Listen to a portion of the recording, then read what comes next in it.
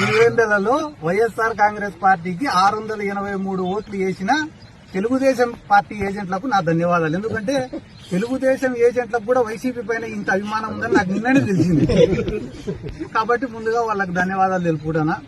అన్న, ఎవరైతే ఈరోజు ప్రెస్ మీట్లు పెట్టి లోపల నుంచి రావడం లేదు నవ్వు వాళ్ళకి. ఎందుకంటే 10,000 ఓట్ల కోసం మనమందరం టికెట్లు కన్ఫర్మ్ చేసుకునేమేందిరా అని బాధపడుతున్నారు వాళ్ళే. అది కేవలం 10,000 ఓట్లుండే జెడ్పీటీసీ.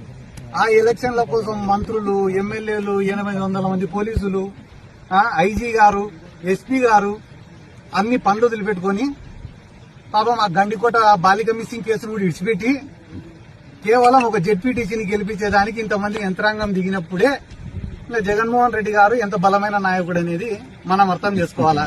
ఏదో పులివెందులలో జగన్మోహన్ రెడ్డి గారికి అవమానం చేస్తే వైఎస్ఆర్ కాంగ్రెస్ పార్టీ కథ అయిపోతుంది అని అనుకోవడం వాళ్ళ మూర్ఖత్వం. నేను గతంలో చెప్పినా మళ్లీ చెప్తున్నా, నంద్యాల బై ఎలక్షన్ లో కూడా జగన్మోహన్ రెడ్డి గారిని ఓడగొట్టేదానికి మొత్తం రాష్ట్రంలో ఉండే యంత్రాంగం అంతా దిగి ఓడగొట్టినారు. ఆ రోజు ఓడగొట్టిన తర్వాత సంవత్సరం రోజులకే ఎన్నికలు వస్తే 151 సీట్లు, అదే నంద్యాలలోనే 35,000 మెజార్టీ.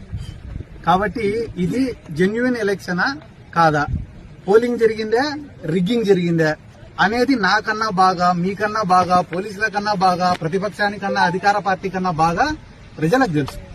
కాబట్టి ప్రజల యొక్క ఆలోచనలను